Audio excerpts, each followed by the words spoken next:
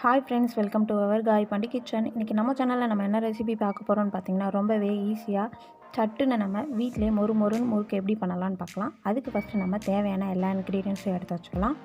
நான் இன்றைக்கி கடையில் வாங்கின பச்சரிசி மாவு தான் எடுத்திருக்கேன். இதுக்குன்னு தனியாக நான் மாவுலாம் அரைக்கல. கடையில் வாங்கின பச்சரிசி மாவு 1 கப் அளவு நான் எடுத்திருக்கேன். அடுத்ததாக தேவையான அளவு உப்பு. இன்றைக்கி நான் கருப்பு எள்ளு ஓமமும் 2 ஸ்பூன் அளவு எடுத்துக்கிறேன். நம்ம வந்து எள்ளும் ஓமமும் கொஞ்சம் நிறைய ஆட் பண்ணோம்னா முறுக்கு நல்லா டேஸ்ட்டாக இருக்கும். உங்களுக்கு சில்லி பவுடர் வேணும்னா நீங்கள் ஆட் பண்ணிக்கலாம், இல்லைனா விட்டுடலாம். இது ஆப்ஷனல் தான். இப்போ நல்லா நம்ம மிக்ஸ் பண்ணி விட்டுக்கலாம்.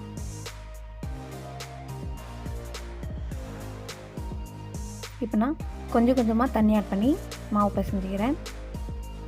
ஒரேடியாக நீங்கள் தண்ணி ஊற்றிட்டிங்கன்னா மாவு தண்ணி ஆகிறதுக்கு கூட சான்ஸ் இருக்குது. அதனால் நம்ம இந்த மாதிரி கொஞ்சம் கொஞ்சமாக தண்ணி ஆட் பண்ணி மாவு பிசைஞ்சு விட்டுக்கலாம். மாவு வந்து ரொம்ப கட்டியாகவும் இருந்துடாமல் ரொம்ப தண்ணியாகவும் இருக்காமல் சப்பாத்தி மாவு பதத்தை விட கொஞ்சம் சாஃப்டாக நம்ம பிசைஞ்சு எடுத்துக்கலாம். நான் இன்றைக்கி கடையில் வாங்கின பச்சரிசி மாவு தான் எடுத்திருக்கேன். கண்டிப்பாக நீங்கள் இந்த மாதிரி ட்ரை பண்ணி பாருங்கள், ரொம்ப நல்லாயிருக்கும். நிறையா இன்க்ரீடியன்ஸும் நான் ஆட் பண்ணலை, பச்சரிசி மாவு மட்டும்தான் ஆட் பண்ணியிருக்கேன். இந்த மாதிரி மாவு நல்லா பிசைஞ்சு எடுத்துக்கலாம். பார்த்திங்களா, கை வச்சோடனே எப்படி உள்ளே போகுதுன்னு இந்த மாதிரி நல்லா பிசைஞ்சு எடுத்துக்கோங்க.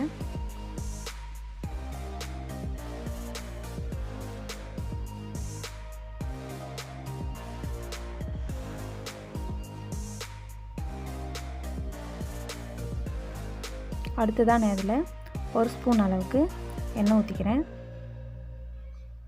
நம்ம எண்ணெய் ஊற்றி மாவு பிசைஞ்சு நம்ம முறுக்கு பண்ணுறனால முறுக்கு நல்லா கிறிஸ்பியாக இருக்கும். கண்டிப்பாக இந்த மாதிரி நீங்கள் ட்ரை பண்ணி பாருங்கள். முறுக்கு மாவு ரெடி ஆயிடுச்சு. இப்போ நான் முறுக்கு அச்சில் எண்ணெய் தடவிக்கிறேன். நம்ம இந்த மாதிரி முறுக்கு அச்சில் எண்ணெய் தடவி எடுக்கிறனால மாவு வந்து ஒட்டாமல் இருக்கும்.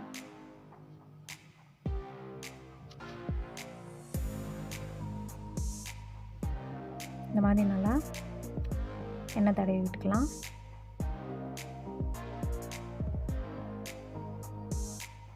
அடுத்ததான் நம்ம பிசைஞ்சு வச்சுருக்க மாவை இந்த மாதிரி கொஞ்சமாக எடுத்து முறுக்கு அச்சில் வச்சுக்கலாம்.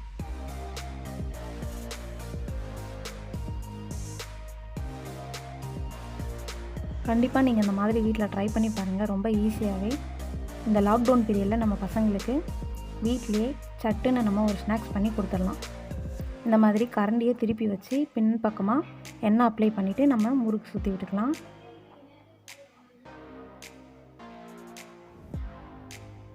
உங்களுக்கு முறுக்கு வந்து பெருசாக வேணும்னா பெருசாக சுற்றிக்குங்க, சின்னதாக வேணும்னா சின்னதாக சுற்றி எடுத்துக்கலாம்.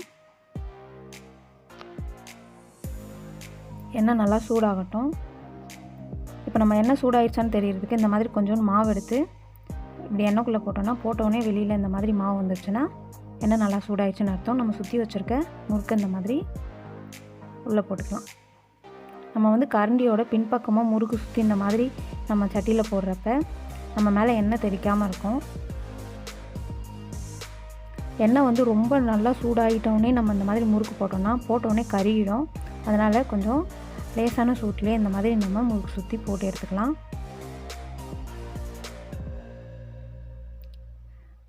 இந்த மாதிரி 2 பக்கமும் நல்லா திருப்பி விட்டு வேக விட்டுக்குங்க. இந்த மாதிரி நல்லா முறைலாம் வற்றினோடனே நம்ம முறுக்கு எடுத்துக்கலாம். முறுக்கு நல்லா வெந்துருச்சு. தனியாக நம்ம பிளேட்டில் எடுத்து வச்சுக்கலாம்.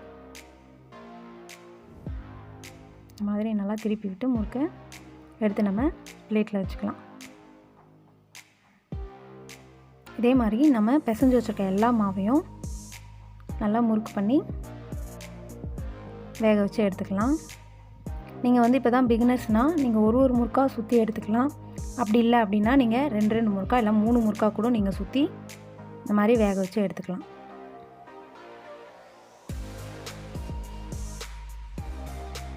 எல்லா மாவையும் நம்ம முறுக்கு பண்ணி எடுத்துகிட்டு பார்க்கலாம்.